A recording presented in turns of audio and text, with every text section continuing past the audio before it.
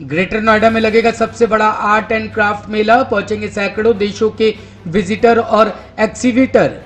53वां IHGF Delhi fair का आयोजन greater Noida के एक्सपो मार्ट में किया जाएगा। लगभग 3 साल बाद दोबारा ये मेला एक नए रूप से आयोजित किया जा रहा है, जिससे देश के सैकड़ों एक्टिविटर और सैकड़ों देशों के विजिटर पहुंचेंगे। EPCH हस्तशिल्प निर्यात संवर्धन परिषद के महानिदेशक डॉक्टर राकेश कुमार ने बताया कि लगातार 3 वर्षों के वर्चुअल शो के बाद कल से दिल्ली फेयर का फिजिकल मोड में आयोजन किया जाएगा। कोरोना के कारण लगातार 3 वर्षों से वर्चुअल शो किया जा रहा था। 27 मार्च 2022 से भारत सरकार द्वारा प्रस्तावित अंतर्राष्ट्रीय प्रतिबंध को हटाने से इस मेले में रौनक और बढ़ गई है। अब विदेशों से विजिटर और एग्जिबिटर बिना किसी डर के भारत आ सकते हैं।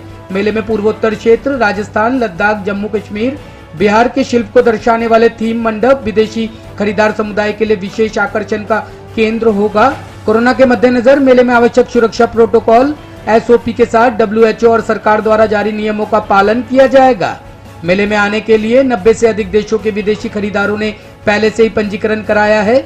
मेला शुरू होने का अनुमान है कि सैकड़ों देशों से खरीदार मेले में पहुंचेंगे। मेला दुनिया भर के खरीदारों की आवश्यकताओं के लिए सबसे बेहतरीन गंतव्य है। इसका कारण ये है कि यहाँ एक उत्कृष्ट उत्पाद रेंज, आकर्षक कीमतों, विशेष गुणवत्ता के साथ अग्रणी भारतीय निर्माताओं के लिए एक विशेष जुड़ाव भी है। इस मेले में प्रमुख भारतीय रिटेल ऑनलाइन ब्रांडों के कई विजिटर भी शामिल होंगे, जैसे अमेजॉन, फ्लिपकार्ट, रिलायंस। साथ ही मेले में भारत और अन्य देशों के विशेषज्ञों के साथ नॉलेज सेमिनार का भी आयोजन किया जाएगा, जिसमें व्यापार से जुड़े महत्व, विभिन्न सामाजिक मुद्दों जैसे कि cross border, B2B, e-commerce traders और पूर्वानुमान जैसे मुद्दे होंगे।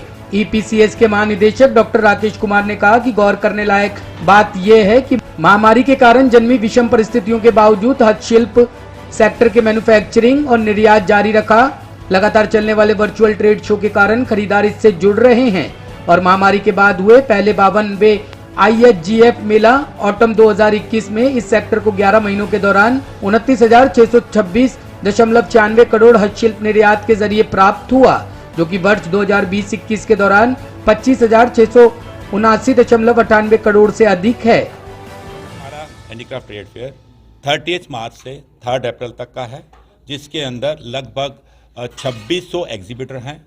90 कंट्रीज़ के लगभग 4,500 बायर्स इनवाइटेड हैं और इस ट्रेड फेयर में 4,500 करोड़ का बिजनेस का ऑन द स्पॉट की उम्मीद है, जो कि एक बार होगा, उसके बाद इस पर 3 बार इसकी रिपीट होने के चांसेस होते हैं।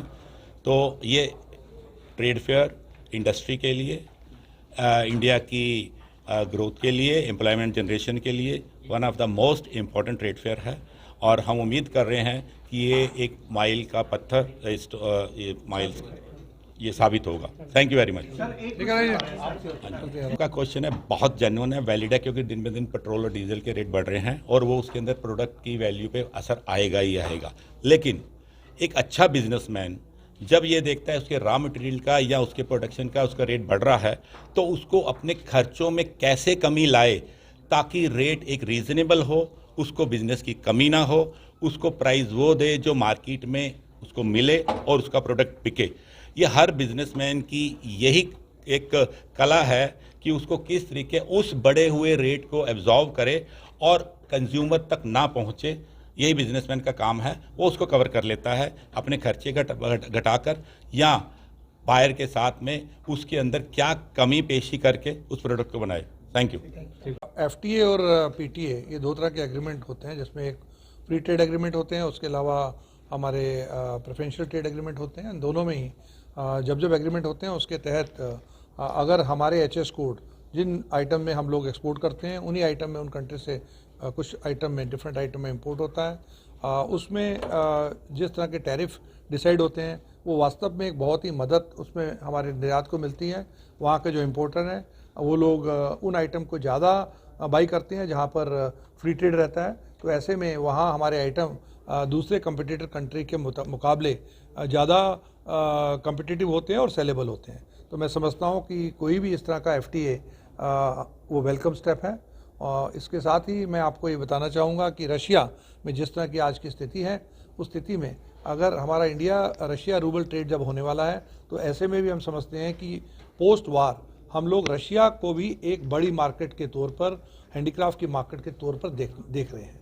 तो हम समझते हैं कि वो भी एक बड़ी अपॉर्चुनिटी पोस्ट वार होने वाली है, और जहाँ पर हम लोगों के संबंध, जो बेहतर संबंध रशिया के साथ हैं, वो वास्तव में एक हमारे हैंडीक्राफ्ट की दृष्टि से एक बड़ी मार्केट के तौर पर के उभर करके सामने आएंगी। 3 साल के बाद फेयर हो रहा है, तो सबसे ज़्यादा खुशी की बात यह है कि कम से कम 4000 से ज़्यादा बायर 90 देशों से आ रहे हैं यहाँ पर। तो और यहाँ पे 2-2,500 एक्सपोर्टर भी हैं, और जितनी भी 14-15 कैटेगरीज हैं, सारी कैटेगरी पर यहाँ लगा रहे हैं। एक्सपोर्टरों में बहुत उत्साह है और बायरों में बहुत उत्साह है। चूँकि बायर कई वर्षों के बाद यहाँ पर भारत में आ रहे हैं, तो एक हमारे हैंडीक्राफ्ट सेक्टर की एक खास बात है टच एंड फील। तो वो अब खुद प्रोडक्ट को फील करेंगे, खुद एक्सपोर्टरों से मिलेंगे, और उम्मीद करते हैं कि बहुत सारे ऑर्डर्स देके जाएंगे। कितने दिन तक ये फेयर यहाँ पे चलेगा? ये अगले 5 दिन तक ये फेयर चलेगा, 3 तारीख तक। और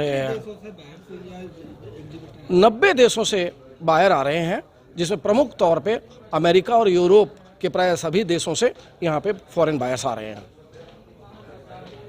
पहले जो फेयर था, नॉर्मल फेयर था, अलग अलग थीमों पर काम होता था, नेचुरल प्रोडक्ट पे ज़्यादा ध्यान दिया जाता था, जिससे कि वातावरण को हानि नहीं पहुंचे। जैसा कि आप जानते हैं कि पॉल्यूशन बहुत ज़्यादा हो गया है, पॉलीथीन वगैरह को बैन किया गया है। तो विदेशों में भी यही प्रचलन रहा है कि जो हाथ से बने हुए उत्पाद हैं, जिसमें नेचुरल मटेरियल का उपयोग होता है, वो ज़्यादा से ज़्यादा वो प्रोडक्ट आजकल ज़्यादा बिक रहे हैं, लोगों को पसंद आ रहे हैं। 2019 के बाद सर आपको मैं एक मजे की बात बताऊं कि जहां पर ये कुछ लोगों के लिए कर्ज था, वहीं हमारे हैंडीक्राफ्ट सेक्टर के लिए वरदान साबित हुआ है। चाइना की वजह से लोगों को काफ़ी नफरत हो गई थी वहाँ विदेशों में, वो उन्होंने बहुत सारा बिजनेस भारत में शिफ्ट कर दिया। और आपको ये जान के खुशी होगी कि जितने भी हमारे हस्तशिल्प के कार्यकर्ता हैं, जितने भी हमारे कारीगर हैं, जितने भी हमारे एक्सपोर्टर हैं, कम से कम 25% की इस साल वृद्धि हुई है उनके बिजनेस में, और उनको बहुत काम मिला है। और अगर हम इसी तरह से चलते रहे तो अगले 4 साल में हो सकता है कि हम अपने निर्यात को दुगुना कर दें, यानी 50,000 करोड़ का जो हमारा लक्ष्य है उसको हम हासिल करें। टॉप स्टोरी ब्यूरो के लिए नोएडा से नितिन चौधरी की रिपोर्ट।